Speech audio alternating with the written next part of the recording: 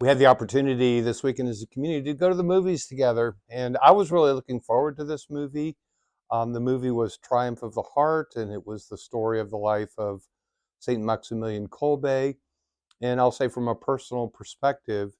I went with the hope of discovering more about his life prior to World War II, because I think we're all pretty familiar with the story of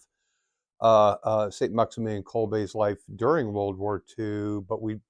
I didn't really know that much about who he was prior to the start of the war. And what I discovered about his life is a good lesson, I think, for all of us, that when Saint Maximilian Kolbe was in the concentration camp,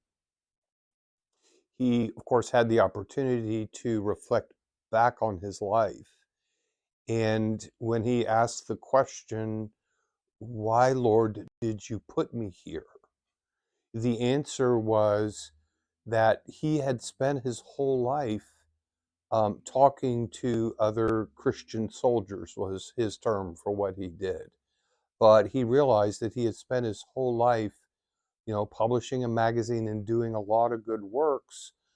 but he had spent all of his time talking to other Christians. He had spent all of his time talking with people who believed what he believed. He spent all of his time